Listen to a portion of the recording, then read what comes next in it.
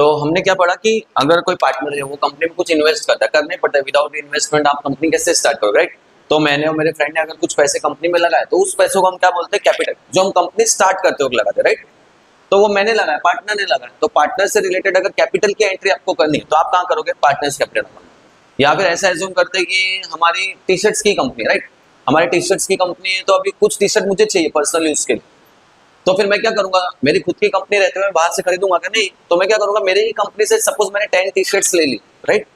तो मैंने 10 T shirts ले ली, तो इसका मतलब क्या, वो एंट्री नहीं होगा कि विकास सर के नाम पे कुछ टी शर्ट्स गए, तो उसका एंट्री करना सर जेठालाल दे, क्या बड़ा अच्छा एक व्यापारी उनको दिखाया जेठालाल को। आप देखोगे अगर जेठालाल के घर पे पर्सनल यूज के लिए उन्होंने चार्जर भी खरीदा है तो तुरंत नट्टू काका को बोलते हैं, नट्टू काका इसका एंट्री मेरे हिसाब में कर दो, है ना।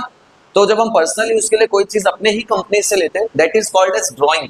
तो ड्राइंग अगर आ रहा है, ड्राइंग, ड्राइंग मतलब चित्रकला नहीं है बच्चों, ड्राइंग मतलब when a partner withdraw something from his own company for personal use.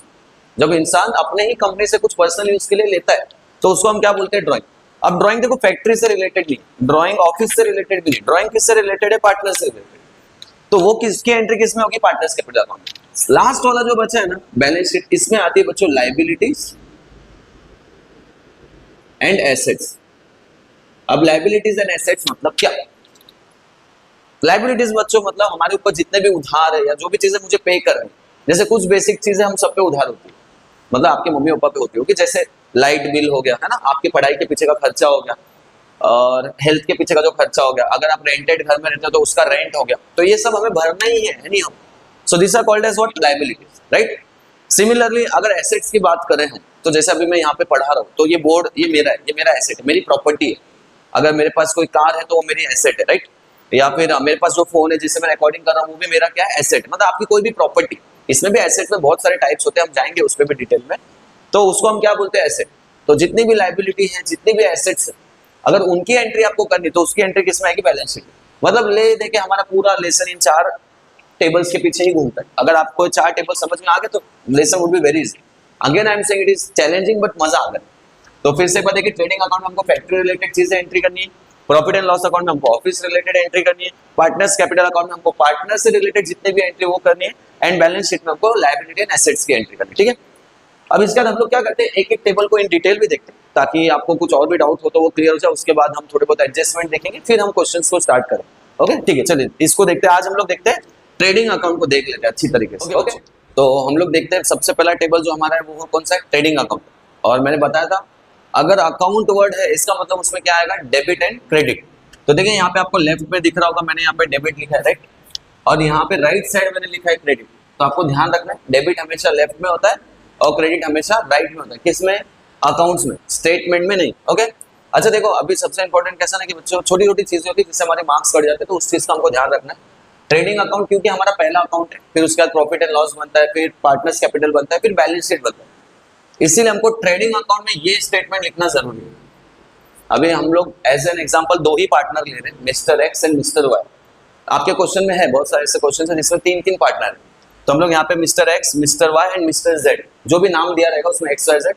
एक क्वेश्चन तो मोदी जी के ऊपर भी, मोदी जी अमित भाई, ऐसा मोदी भाई अमित भाई, ठीक है।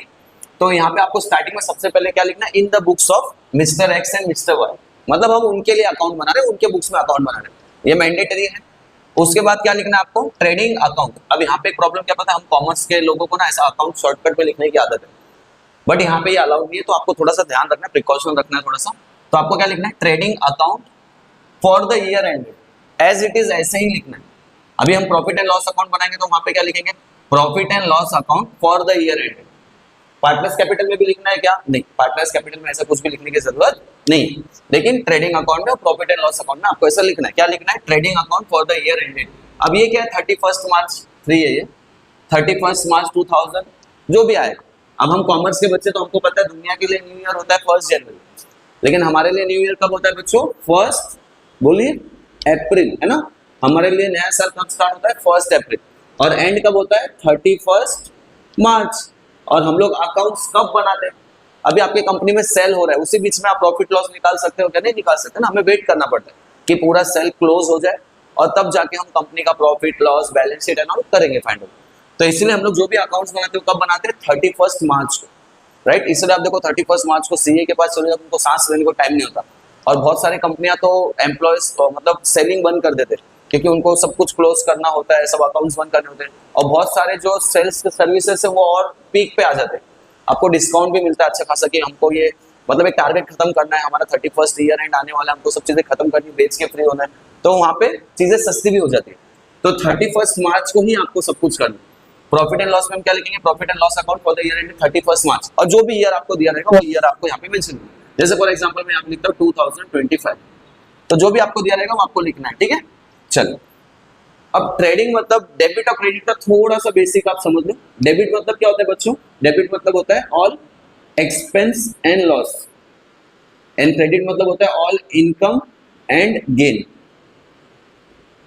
जो भी खर्चा आपके जीवन में आ रहा है, जो भी नुकसान आपको हो रहा है, वो सब चीजों की एंट्री किसमें होगी, डेबिट। समझ लो मैं क्या बोल रहा हूँ, जो भी चीजों का खर्चा आपको आ रहा है, जो भी चीजों की नुकसान आपको हो रही है, वो सबकी एंट्री आपको डेबिट में करना है। जैसे फॉर एग्जांपल हम कहीं गए और गाड़ी पंचर हो गई, तो उसमें हमको 100-200 रुपए लग गए, तो वो 200 रुपए जो पंचर की एंट्री, वो पंचर की एंट्री हम किसमें करेंगे, डेबिट, राइट। लेकिन हम कहीं पे खाना खाने गए और हमने समझो 5-6 लोग थे, 1000-2000 का खाना खा लिया, बहुत ज्यादा खा लिया उससे, बस 500-1000 रुपए का हमने खर्चा कर दिया। अब वो हमारे लिए नुकसान है क्या बच्चों, नुकसान नहीं है हमारे लिए, है ना, वो तो खर्चा है ना। अब खाना तो खाएगा ना इंसान, महंगा हो चाहे सस्ता हो, खाना तो खाएंगे हम, तो वो हमारे लिए नुकसान नहीं, लेकिन वो मेरे लिए क्या है, एक्सपेंस है, तो उसकी भी एंट्री कहाँ पे आएगी, डेबिट से। सिमिलरली अगर हम क्रेडिट की बात करें तो उसमें दो चीजें, इनकम एंड गेन। अभी जैसे इनकम मतलब आपने कोई चीज को बेचा और उससे आपको प्रॉफिट हुआ, तो वो आपके लिए क्या हो गया, इनकम, सेल करने के बाद। या फिर आपकी सैलरी थी वो बढ़ गई, पहले समझो 50,000 थी अब 60 हो गए, तो गेन हो गया। मतलब जो भी प्रॉफिट रिलेटेड चीजें वो सब किसमें आएगी, क्रेडिट साइड, यहाँ पर। और जो भी खर्चा और लॉस से रिलेटेड चीजें वो सब कहाँ आएगी, यहाँ पे। अच्छा, हम लोग को ये टेबल लर्न नहीं करना है, हमको ये पैटर्न लर्न करना है। हम लोग ये टेबल क्यों पढ़ रहे हैं, हम जब टेबल पढ़ेंगे तभी हम क्वेश्चंस करते वक्त समझ पाएंगे कि डेबिट में, ट्रेडिंग अकाउंट में और ट्रेडिंग अकाउंट के क्रेडिट में क्या क्या चीजें हैं, राइट। तो हमें इसलिए टेबल पढ़ना, और पढ़िए आप इसको अच्छे से। देखिए क्या क्या दिया, हम लोग एक एग्जांपल लेते हैं कि फॉर एग्जांपल सपोज हम लोग क्या बनाए, चलो चाय बनाते हैं। वैसे तो चाय हेल्दी नहीं होता है, नहीं पीना चाहिए, और शक्कर तो बिल्कुल नहीं खाना चाहिए, बट ठीक है, हम लोग एक एग्जांपल लेते हैं कि हम लोग चाय बनाए, हमको चाय बनाना, चाय से कुछ बड़ा एग्जांपल ले हम लोग, या फिर चलो हम लोग वही टी शर्ट वाला एग्जांपल कंटिन्यू करते हैं। हम लोग एक टी शर्ट की कंपनी खोलना चाहते हैं, विकास सर है, फिर इसमें समझो मिस्टर ए और मिस्टर बी, हम लोग 3 जन मिलके टी शर्ट मैन्युफैक्चरिंग की कंपनी खोलना चाहते हैं, राइट। अब हमने अगर इतना बड़ा डिसीजन लिया तो कुछ ना कुछ तो बैकअप हमारे पास होगा, राइट। जैसे सपोज किसी के पास जमीन होगी, समझो मिस्टर ए के पास क्या है, जमीन, लैंड है ना। मिस्टर बी के पास समझो कोई मशीनरी होगी जो इनके पास है। मैं क्या करूं फिर, मेरे पास कॉटन है सपोज। अच्छा, ये 3 चीजों से कपड़े बन जाएंगे, नहीं, और भी बहुत सारी चीजें लगेंगी, राइट। लेकिन जो चीज हमारे पास पहले से अवेलेबल है कंपनी स्टार्ट होने के पहले, उसको हम क्या बोलते हैं, ओपनिंग स्टॉक। उसको हम क्या बोलते हैं बच्चों, ओपनिंग स्टॉक। तो एक और चीज आपको नोटिस किया होगा आपने, देखिए सब जगह 2 लिखा है, बराबर। जैसे आपने खर्चा किया या आपने किसी को पैसे दिए, आपका खर्चा हो गया, तो मम्मी पूछेगी ना पैसे कहाँ गए, तो आप क्या बोलते हैं इंग्लिश में, I had given this money to, इनको दिया है, गेटिंग। तो आप किसी को दे रहे हो तो वहां पे 2 तो आपको डेबिट साइड सब जगह क्या लगाना है, 2। और जब हम क्रेडिट साइड आएंगे, इनकम हुआ, I got this income by selling something, तो वहां पे हम क्या लगाएंगे, बाय। क्रेडिट साइड आपको क्या लगाना है, बाय। डेबिट साइड आपको क्या लगाना है, 2, कॉमन है, ठीक है। तो मेरे पास जो भी चीजें अवेलेबल है, अभी देखो ये सब चीजें हमारे पास है, तो उसको हम क्या बोलेंगे, ओपनिंग स्टॉक। लेकिन इतने में हमारा कंपनी बन जाएगा क्या, नहीं बनेगा, अभी और भी बहुत सारी चीजें चाहिए हमको जगह के साथ साथ फैक्ट्री बनानी है ना, और हमको लेबर लगेगा, और भी अलग तरह की मशीन्स लगेंगे, कलर्स लगेंगे, डाइंग, बहुत सारी चीजें लगेंगी। तो जो चीजें हमारे पास नहीं, वो हमको क्या करना पड़ेगा, खरीदना पड़ेगा ना। जो हमारे पास है ठीक है, दैट इज ओपनिंग स्टॉक, लेकिन जो नहीं है उसको हम क्या करेंगे, खरीद के लाएंगे। तो इसलिए नेक्स्ट क्या है बच्चों, परचेस। सिंपल है, स्टेप्स याद रखो, एक एक हम लोग आगे जाएंगे, आपको सब चीजें लर्न हो जाएंगी। तो नेक्स्ट हम लोग क्या लिखेंगे, 2 परचेस, मतलब परचेस भी किसमें आएगा, ट्रेडिंग अकाउंट के डेबिट से। अब समझो हमने क्या किया, और 2 लाख रुपीज का यान खरीद लिया, धागा खरीद लिया, लेकिन जब वो धागा हमारी कंपनी तक आ रहा था तो उसमें शायद हो सकता है थोड़ा बहुत कुछ डैमेज हो गया, तो हमने 2 लाख का खरीदा, लेकिन उसमें समझो 20,000 का कुछ डैमेज हो गया, तो वो मैं लूंगा क्या, वो यान को, वो धागे को मैं लूंगा, नहीं लूंगा, मैं वापस कर दूंगा। मतलब मेरा टोटल परचेस कितना हुआ बच्चों, 1,80,000। इसीलिए हम लोग क्या करेंगे, लेस। ये जरूरी नहीं कि हो, बट अगर होता है कोई चीज आप खरीद के ला रहे हो, खराब निकला, तो आपको उसको रिटर्न करना है, तो क्या होगा बच्चों, लेस हो जाएगा। क्या हो जाएगा, लेस। परचेस में से क्या हो जाएगा, लेस। सपोज हमने परचेस किया 100 रुपए का, उसमें 20 रुपए का सामान खराब निकला, तो आप उसको लेस करोगे तो आपको फाइनल आंसर क्या आएगा बच्चों, 80 रुपीज। यहाँ पे करते देखिए 100 रुपीज का मैंने परचेस किया, 20 रुपीज का रिटर्न हुआ, तो मेरा टोटल सेल कितना हो गया, 80 rupees. Getting what I am saying? अच्छा जब हम लोग लेस करते हैं ना तो उसको माइनस नहीं डालना, ऐसे डाल सकते हो, गलत नहीं है, बट माइनस विजिबल नहीं होता इतने बड़े टेबल में। तो आप उसको क्या करो, इट्स बेटर कि आप ऐसे ब्रैकेट डालो। अकाउंट्स में ब्रैकेट मतलब क्या होता है, you are doing subtraction, minus कर रहे हो। तो 100 में से 20 क्या 80 है। अब कुछ बच्चों के दिमाग में ऐसा चल रहा है, सर ये दो बार अमाउंट क्यों लिखा है? देखो बेटा, ये इनर है, ये आउटर। जो भी चीजों में आपको कुछ कम ज्यादा करना है, मतलब life is all about adjustment. आप कहीं पे ज्यादा होते हो, कहीं पे कम होते हो, तो उन कम ज्यादा करने वाले अमाउंट को हम अंदर लिखेंगे। और जो फाइनल अमाउंट, जैसे ओपनिंग स्टॉक आपको पता है कि क्या है आपके पास ऑलरेडी, तो ओपनिंग स्टॉक समझो हमारे पास 5 लाख का ओपनिंग स्टॉक है, तो 5 लाख मेरा कम ज्यादा नहीं हो रहा है, वो जो है सो है, तो उसको मैं कहाँ लिखूंगा, बाहर। लेकिन परचेस में कम ज्यादा हो रहा है तो उसको अंदर लिखूंगा, and what ever the final amount will be coming, उस फाइनल अमाउंट को हम कहाँ लिखेंगे, आउटर में। समझा बच्चों? अगर आपने बाय चांस इधर के बदले इधर लिखा तो गलत होने के चांसेस है, हाँ चांसेस है, क्योंकि ये सब चीजें जब आप फाइनल में ऐड करोगे तो वो अमाउंट गलत आ जाएगा। और कॉमर्स के ऊपर तो बीम आप जानते हो, एक रुपया भी इधर उधर हुआ तो बैंड बच जाएगी। तो ये इनर अमाउंट कॉलम है, ये आउटर अमाउंट है। इनर में जो भी चीज आपको कम ज्यादा करनी है उसको लिखो, और फिर उसका फाइनल आंसर जो आएगा उसको बाहर लिखो, ठीक है? ओके, तो हमने खरीद ली जो खरीदना था वो। अब हमको क्या करना है, खरीदते वक्त देखो बच्चों इसमें भी कमाल है, खरीदते वक्त क्या होता है कि अब हमको इतने बड़े 2 लाख का हमने यान मंगाया, धागा मंगाया, तो आप तो लेने जाओगे नहीं, है ना? तो पहले आप क्या कोशिश करोगे कि आपको वो लोकल में मिल जाए, नजदीक में, है ना? नजदीक में हम लोग समझो हमारे 1 किलोमीटर 2 किलोमीटर के रेंज में मिल गया, तो हम क्या करेंगे, किसी लेबर को भेजेंगे और वो ट्रांसपोर्ट के थ्रू उसको लेके आएगा। तो जो ट्रांसपोर्ट का पैसा हम भरते हैं कैरी करने का, सामान को लाने का, उसको हम क्या बोलते हैं, कैरेज, राइट? तो आपने इस कपड़े का पैसा तो दिया धागे का, उसके साथ साथ आपने उसको लाने का भी पैसा दिया, तो वो भी आपके लिए एक्सपेंस है, तो वो भी क्या हो गया, कैरेज। अब देखो माल अंदर आ रहा है, रॉ मटेरियल हमारे कंपनी में आ रहा है, इसलिए क्या बोले, कैरेज इनवर्ड। सिर्फ कैरेज आया तो भी ट्रेडिंग अकाउंट के डेबिट साइड, कैरेज इनवर्ड आया तो भी ट्रेडिंग अकाउंट के डेबिट साइड, राइट? अच्छा देखो, ट्रांसपोर्ट का पैसा देना है अब हम लोग को, तो उसको हम क्या बोलते हैं, फ्राइट। उसको हम क्या बोलते हैं, फ्राइट। ट्रांसपोर्ट का पैसा जो आप दोगे लाने का माल, उसको हम बोलते हैं फ्राइट। अब समझो लोकल में आपको नहीं मिला, 1-2 किलोमीटर में नहीं मिला, थोड़ा और दूर गए, 10, 50, 20 किलोमीटर, हम मुंबई चले 40 किलोमीटर, तो वहां पे टोल पड़ता है बीच में, राइट?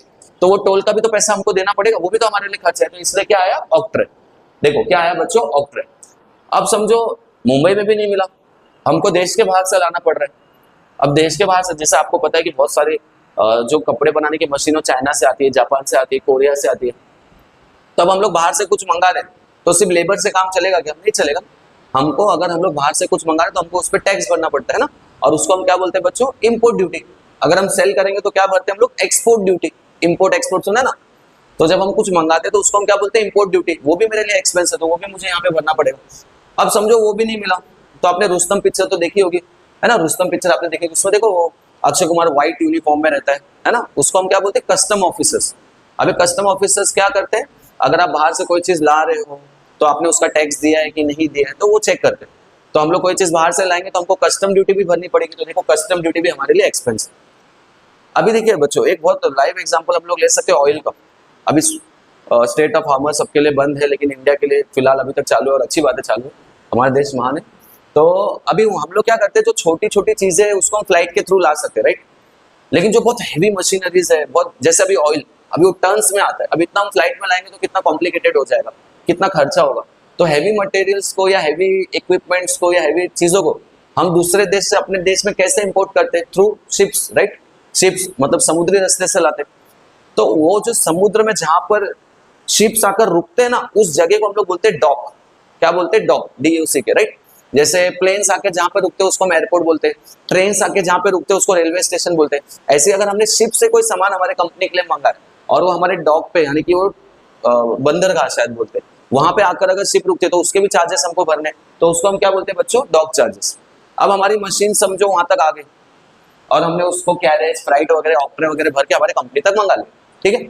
अब मशीन हमारे कंपनी में आ गई, सब सामान हमारे यहाँ आ गया, तो हो गई कंपनी स्टार्ट। नहीं, हमको लेबर्स लगेंगे, बहुत सारे मजदूर लगेंगे, बहुत सारे ह्यूमन रिसोर्स लगेगा। अब मैंने पहले ही बताया आपको कि हम लेबर को सैलरी देंगे, नहीं, हम लेबर को क्या देंगे बच्चों, वेजेस देंगे। क्या देंगे, वेजेस। देखो वेजेस आया तो ट्रेडिंग डेबिट से, ट्रेडिंग अकाउंट में क्यों, क्योंकि लेबर्स को मिलता है, और लेबर्स का होते हैं फैक्ट्री में। और डेबिट साइड क्यों, क्योंकि ये हमारे लिए एक्सपेंस है, खर्चा है। अगर हम किसी को मजदूरी दे रहे तो हमारे लिए खर्चा हुआ ना। अब इसमें ट्विस्ट क्या है बच्चों, देखो सिर्फ वेजेस आया तो भी ट्रेडिंग अकाउंट में आएगा, या फिर वेजेस एंड सैलरी आया तो भी ट्रेडिंग अकाउंट में आएगा। अब बच्चे सोच रहे होंगे सर इसमें सैलरी भी है, तो सैलरी तो आपने बोला था कि वो प्रॉफिट एंड लॉस में जाना चाहिए, राइट। लेकिन बच्चों देखो ऐसा है ना कि अगर पहले वेजेस लिखा है तो ट्रेडिंग अकाउंट में डालेंगे, और इसका अपोजिट ले लो वाइस वर्सा, अगर पहले सैलरी लिखा होता एंड वेजेस साथ में भले लिखा होता तब हम इसको कहाँ डालते बच्चों, प्रॉफिट एंड लॉस अकाउंट। समझ रहे हो मैं क्या बोल रहा हूँ? सिर्फ वेजेस आए तो भी बिंदास आंख बंद करके आप उसको ट्रेडिंग अकाउंट में डाल दो, अगर वेजेस एंड सैलरी आए तो भी आप उसको आंख बंद करके बिंदास ट्रेडिंग अकाउंट में डाल दो, ठीक है। उसके बाद देखो बच्चों क्या दिया है, प्रोडक्टिव वेजेस। प्रोडक्टिव वेजेस मतलब क्या, सामान उठाने वाले लेबर अलग होते हैं और प्रोडक्शन लाइन में जो काम करते हैं ना वो लेबर्स अलग होते हैं, लेकिन उनको भी तो हमको वेजेस देना है, तो प्रोडक्टिव वेजेस भी किसमें आएगा, ट्रेडिंग अकाउंट। उसके बाद क्या, वर्क मैनेजर सैलरी। देखिए इतनी बड़ी कंपनी हम लोग खोल रहे हैं तो हम उसको तो चलाएंगे नहीं, हमें मैनेजर रखना पड़ेगा, बहुत सारे एम्प्लॉयज भी रखने पड़ेंगे। तो फैक्ट्री का जो मैनेजर है अगर हम उसको सैलरी दे रहे, देखो मैं फिर से बोल रहा हूँ सैलरी वर्ड है, डोंट गेट कंफ्यूज, लेकिन ये कहाँ का मैनेजर है, फैक्ट्री का मैनेजर। तो फैक्ट्री के मैनेजर को अगर आप सैलरी दोगे तो वो किसमें आएगा, ट्रेडिंग अकाउंट में ही आएगा। उसके बाद क्या है बच्चों, फैक्ट्री रेंट है। अभी आपने देखा होगा बहुत बड़े बड़े टाटा बिरला अंबानी, अब इन लोग अरबपति खरबपति, लेकिन फिर भी ये लोन लेते, राइट, और इनकी कंपनी बहुत सारी रेंट पे ही चलती है ना। तो ये जो फैक्ट्री है हमारी, अगर वो रेंट पे है, उसका रेंट हमें भरना है तो भी हमारे लिए एक्सपेंस है, तो वो भी कहाँ आएगा, ट्रेडिंग अकाउंट के डेबिट से, ठीक है। अच्छा और भी है, मैं इसको रफ करके आगे का बताता हूँ, तो फिलहाल मैं इसको रफ करता हूँ, आपको चाहिए तो आप इसका स्क्रीनशॉट ले सकते हो, हम आगे का देखते हैं, ठीक है। ठीक है चलिए आगे का देखते हैं हम लोग फटाफट, जो चीजें रह गई है अभी ये सब चीजें बच्चों आपके टेक्स्ट बुक में ऑलरेडी दिए हैं, देयर इज नथिंग न्यू। अच्छा देखो अभी हम इतनी बड़ी फैक्ट्री चला रहे तो उसका इंश्योरेंस लेना जरूरी है, कभी ना खास भगवान ना करे अगर कहीं आग लग गई, कुछ हो गया तो हमारा नुकसान ना हो, तो उसके लिए हम इंश्योरेंस लेंगे। इंश्योरेंस के जो किस्त होती है वो हमको भरना पड़ेगा, है ना, उसके इंस्टॉलमेंट्स भरने पड़ेंगे, तो वो हमारे लिए क्या एक्सपेंस है, इसलिए फैक्ट्री इंश्योरेंस उसमें आ गया। फिर देखो इतनी बड़ी कंपनी हम चला रहे हैं तो हम लोग थोड़े बहुत पावर से तो काम चला नहीं सकते, हमको बहुत ज्यादा पावर चाहिए। कितना पावर चाहिए, जैसे बिजली कड़कती है तो कैसे बोलते हैं लाइटनिंग, तो इतना पावर हमको चाहिए, मतलब थाउजेंड्स ऑफ वॉट्स में हमको पावर चाहिए। तो अगर लाइटनिंग वर्ड आता है तो आप ट्रेडिंग अकाउंट में डालोगे, और अगर इलेक्ट्रिसिटी आता है तो इलेक्ट्रिसिटी मतलब हमारे घरों में हमारे ऑफिस में जितना पावर होता है उसको हम इलेक्ट्रिसिटी बोलते हैं, राइट। तो अगर लाइटनिंग वर्ड आया तो कहाँ जाएगा, ट्रेडिंग अकाउंट में, ये भी पावर ही है। और इलेक्ट्रिसिटी वर्ड आया तो कहाँ जाएगा, प्रॉफिट एंड लॉस में, यानी ऑफिस में थोड़ा बहुत पावर, लेकिन लाइटनिंग मतलब बहुत ज्यादा पावर, ठीक है। अगर समझो पावर चली गई तो हमको जनरेटर लगेगा, उसको हम क्या बोलेंगे, मोटिव पावर। सब स्टेप्स है, सामान लाया, कहाँ से लाया, उसका टैक्स भरा, इसका टैक्स भरा, फैक्ट्री इंश्योरेंस हुआ, है ना। अगर पावर चली गई तो हमको जनरेटर लगेगा, that generator is called as what, motive power. अब जनरेटर को चलाने के लिए क्या चाहिए आपको, कोल चाहिए, पेट्रोल चाहिए, या डीजल चाहिए, वाटर चाहिए, जो भी फ्यूल आपको चाहिए वो सब भी किसमें आएगा, ट्रेडिंग अकाउंट में। अब इतनी बड़ी कंपनी हम चला रहे हैं तो अगर हम कंपनी चला रहे हैं तो उसका परमिशन लेना जरूरी है, उसका लाइसेंस लेना जरूरी है, and that license is called as what, royalties. तो ये सब चीजें हैं जो ट्रेडिंग अकाउंट के डेबिट साइड आती है, यानी कंपनी के खर्चे, राइट, या उसका कोई नुकसान, लॉस, ठीक है। इसके अलावा भी और भी बहुत सारी चीजें हैं वो भी आती है, वो धीरे धीरे हम लोग क्वेश्चंस के साथ करते जाएंगे। अच्छा ये क्या, ये मैं थोड़ी देर में बता रहा हूँ, पहले हम राइट साइड का ले लेते हैं बच्चों। अब देखो राइट साइड मतलब क्या होगा, क्रेडिट, यानी इनकम एंड गेन, जिसमें भी हमारा इनकम हो रहा है या गेन हो रहा है, या जो चीजें बाहर जा रही, credit for goes out, golden rules अगर आपने नहीं देखा है तो आप उसको देखिए, और अगर आप चाहते हो मैं पढ़ाऊँ तो आप कमेंट कर देना, मैं पढ़ा दूंगा, ठीक है। तो जो चीजें बाहर जा रही है, जो चीजों में इनकम हो रहा है या गेन हो रहा है, उन सब चीजों की एंट्री हम क्रेडिट साइड करेंगे। अब मैंने कोई चीज सेल की तो डेफिनेटली मैं सेल करूँ मतलब मुझे प्रॉफिट होगा, इनकम होगा, तो इसलिए सेल कहाँ पे है, क्रेडिट साइड, ठीक है। लेकिन फिर से वही बात है, अगर हमने 2 लाख का माल किसी को बेचा, जरूरी नहीं है सबका सब माल अच्छा ही निकला, बाय चांस कुछ खराब हो गया, किसी में फॉल्ट आ गया, कोई डैमेज हो गया, तो वो भी तो रिटर्न करेगा, करेक्ट है, वो भी माल रिटर्न करेगा। इसलिए हम लोग क्या करेंगे, लेस सेल्स रिटर्न। हमने 2 लाख का माल बेचा, समझो उसने 20,000 या 2,000 का माल रिटर्न किया, तो 2 लाख में से 2 लाख में से 2,000 को लेस करेंगे तो कितना अमाउंट आएगा आउटकम में, 1,98,000, राइट। एक्स एक्स मतलब अमाउंट है, हमको अभी अमाउंट नहीं मालूम है तो हमने एक्स लिखा, जब हम क्वेश्चन करेंगे उसमें जो भी अमाउंट दे रहेगा हम लिखेंगे। अच्छा देखो अभी माल रिटर्न आ रहा है, हमने जो भी गुड्स बेचा था वो रिटर्न आ रहा है मतलब इनवर्ड, परचेस रिटर्न मतलब आउटवर्ड, हमने खरीदा और रिटर्न दे रहे तो बाहर जा रहा है तो आउटवर्ड, और अगर माल रिटर्न आ रहा है तो इनवर्ड, सिंपल है ना। ओके अब हम लोग लेते हैं थर्ड वाला जो है good distributed as free sample. जैसे आपने देखा होगा अक्सर टूथपेस्ट के साथ ब्रश फ्री आता है या ऑयल के साथ शैम्पू फ्री आता है, क्यों देती है कंपनी ऐसी चीजें फ्री, बेवकूफ है क्या कंपनी, नहीं ना, वो चाहती है कि उनकी कंपनी का एडवर्टाइजिंग, इसलिए उन लोग क्या करते हैं अपने प्रोडक्ट्स को फ्री में देते हैं। लेकिन देखो अगर मैं कोई चीज को दे रहा हूँ तो वो बाहर जा रहा है, और क्रेडिट का मतलब क्या पढ़ा हमने, इनकम एंड गेन। दूसरा एक और मतलब होता है क्रेडिट व्हाट गोज आउट, तो अगर कोई चीज हमारे कंपनी से बाहर जा रही है तो उसकी एंट्री हम किसमें करेंगे, क्रेडिट साइड में, ट्रेडिंग अकाउंट के क्रेडिट साइड। तो देखिए यहाँ पे क्या दिया, good distributed as free sample, अगर आप कोई चीज को फ्री में दे रहे हो तो उसकी भी एंट्री आपको कहाँ करनी है, यहाँ पे करनी है। अभी यहाँ पे देखिए हमने पढ़ा था थोड़ी देर पहले, हमने डिस्कस किया था कि अगर मेरे कंपनी है टी शर्ट्स की और मैं कुछ टी शर्ट्स को अपने पर्सनल यूज के लिए ले रहा हूँ तो उसको मैं क्या बोलता हूँ, ड्रॉइंग बोलता हूँ। और उसी को उसकी भी एंट्री यहाँ पे देखिए, goods withdrawal for personal use. अगर कोई पार्टनर अपने पर्सनल यूज के लिए किसी चीज को लेता है कंपनी से, जैसे जेठालाल का मैंने एग्जांपल दिया था, वो मोबाइल लेता तो मोबाइल की एंट्री करता, तो कहाँ करता होगा उसकी एंट्री, वो एंट्री करता होगा ट्रेडिंग अकाउंट के क्रेडिट साइड। समझ में आ रहा है what I am saying? Good withdrawal for personal use का मतलब ही ड्रॉइंग होता है। नेक्स्ट क्या दिया, good destroyed by fire and theft. अगर आपके कंपनी में भगवान करे लेकिन आग लग गई या चोरी हो गई, तो भी आपकी कंपनी से सामान गया, जल गया तो भी गया, चोरी हो गई तो भी गया, तो उसकी भी एंट्री आपको कहाँ करनी है, ट्रेडिंग अकाउंट के क्रेडिट साइड। और लास्ट में क्या दिया है, क्लोजिंग स्टॉक। क्लोजिंग स्टॉक मतलब क्या होता है, समझो हमारी कंपनी ने 20 लाख का माल बनाया साल भर में, और 18 लाख का माल बिक गया और 2 लाख का माल बच गया। अब वो जो 2 लाख का माल बच गया, मेरे लिए लॉस है क्या? देखा जाए तो नहीं है लॉस। क्यों? क्योंकि हम उस चीज को बेच सकते हैं ना, नेक्स्ट ईयर अगले साल के अकाउंट में बेचेंगे और हम उसको बेच के प्रॉफिट कमा सकते हैं, तो मेरे लिए कहीं ना कहीं वो इनकम ही है। इसीलिए क्लोजिंग स्टॉक की एंट्री भी कहाँ आएगी, ट्रेडिंग अकाउंट के क्रेडिट साइड, ये लास्ट एंट्री। इसमें भी कुछ एंट्रीज हो सकते हैं जो मिस हो या फिर एक्स्ट्रा ऐड हो, वो विद टाइम विद क्वेश्चंस धीरे धीरे हो जाएंगे। अच्छा, बात करते हैं ये क्या लिखा है हमने, ठीक है। अच्छा देखो, अभी मेरे क्रेडिट साइड का टोटल सपोज आया 20 लाख रुपीज, ऐसा एज्यूम करते हैं हम लोग, ठीक है। और जब हमने डेबिट साइड का टोटल किया तो उसका टोटल हमको मिला था 18 लाख रुपीज सपोज, ठीक है। अब देखो ध्यान से देखो, मुझे प्रॉफिट हुआ कि लॉस हुआ कैसे पता चलेगा बच्चों? देखो, credit all income and gain, debit all expense and loss. मतलब मेरे कंपनी का खर्चा कितना हुआ, 18 लाख, लेकिन जब मैंने उसको बेचा तो मेरा इनकम कितना हुआ, 20 लाख। मतलब मुझे क्या हुआ है, प्रॉफिट हुआ है। मुझे क्या हुआ है, प्रॉफिट हुआ है। तो दोनों में से जो बड़ा अमाउंट होता है ना, उसको हमें नीचे लिखना होता है दोनों तरफ। तो यहाँ पे भी मैं क्या लिखूंगा, 20 लाख, और यहाँ पे भी मैं क्या लिखूंगा, 20 लाख, राइट। अब देखो इनके बीच में तो कोई डिफरेंस नहीं है, तो यहाँ कुछ लिखने की जरूरत नहीं, ये नहीं आएगा। लेकिन यहाँ पे देखो 18 लाख और 20 लाख में डिफरेंस है, कितने का डिफरेंस है, 2 लाख रुपीज का। तो वो 2 लाख को मुझे यहाँ पे लिखना, वो डिफरेंस हम लोग करेंगे विद टाइम, आप धीरे धीरे इसको समझोगे। वो 2 लाख रुपीज को मुझे यहाँ लिखना। अब आप मुझे बताओ क्या हुआ था, मुझे मेरा क्रेडिट साइड ज्यादा था, मतलब मेरा इनकम साइड ज्यादा था, मेरा एक्सपेंस साइड कम था, मतलब मुझे प्रॉफिट हो गया, राइट। तो मुझे प्रॉफिट हो गया, तो इसलिए मैंने उसको नाम क्या दिया है, 2। पहले तो डेबिट साइड एंट्री किया 2 लाख का, इसलिए 2 लिखा है, और प्रॉफिट हुआ इसलिए प्रॉफिट लिखा है। अब ये दो वर्ड्स का मतलब समझते हैं। देखो अभी ना फैक्ट्री में ही माल बना है, राइट, अभी तक हमने उसको मार्केट में बेचा नहीं, तो हम एग्जैक्ट प्रॉफिट कितना हो रहा है, हर पार्टनर को कितना मिलेगा वो नहीं बता सकते, यानी हम नेट नहीं बता सकते, नेट प्रॉफिट कितना हुआ ये हम नहीं बता सकते, तो इसलिए उसको नाम क्या दिया, ग्रॉस। तो नेट कब मालूम पड़ेगा, जब आपके ऑफिस से माल बिक जाए, आपके ऑफिस में से सब चीजें बिक जाएंगी, तो आपको exact net profit and net loss कितना हो मालूम पड़ेगा। पर तब तक हमने ट्रेडिंग अकाउंट में क्या वर्ड यूज करना है, ग्रॉस। अब कैरी डाउन मतलब क्या होता है, सिंपल ट्रिक बताओ। अगर आप कोई चीज को सॉल्व कर रहे हो टेबल के अंदर और उसका आंसर आ रहा है तो उसको कैरी डाउन है, लेकिन अभी ये वैल्यू है ना, इसको उठा के हम प्रॉफिट एंड लॉस में लेके जाएंगे। ट्रेडिंग अकाउंट का वैल्यू प्रॉफिट एंड लॉस में जाता है, प्रॉफिट एंड लॉस अकाउंट का वैल्यू पार्टनर्स में जाता है, पार्टनर्स का वैल्यू बैलेंस शीट में जाता है। तो उसी टेबल में सॉल्व करके आंसर आया, जैसे हम लोग प्लस माइनस करते हैं ना, तो इसको बोलते हैं कैरी डाउन। हम लोग कैरी कैसे करते हैं, जैसे 8 + 8 है और यहाँ पे सपोज 9 है, यहाँ पे 2 है, तो 8 + 8 16, तो हम कैसे 1 कैरी करते हैं, इसको कैरी बोलते हैं ना। ऐसे बच्चों इसको क्या पढ़ते हैं, कैरी डाउन। तो अगर विद इन द टेबल आप सॉल्व करके आंसर लाते तो उसको कैरी डाउन लिखो, और ये आंसर अब दूसरे टेबल में लेके जाएंगे तो हम वहां पे क्या लिखेंगे, ब्रॉड डाउन। क्या लिखेंगे, ब्रॉड। ब्रॉड मतलब लाए, इस वैल्यू को हम दूसरे टेबल से उठाकर लाए, सिंपल। तो मैंने क्या लिखा है, 2 ग्रॉस प्रॉफिट कैरी डाउन। कितने का प्रॉफिट हुआ, 2 लाख। ग्रॉस क्यों है, क्योंकि अभी अंदाजा है, राइट। अच्छा यही केस में अगर लॉस होता है, यहाँ पे 20 लाख होता है, यहाँ पे 18 लाख होता, तो ये 2 लाख का अमाउंट किधर आता, क्रेडिट साइड आता, बरोबर। तो यहाँ पे शुरुआत कैसे होता, सॉरी 2 नहीं आएगा, यहाँ पे क्या आएगा बच्चों, बाय।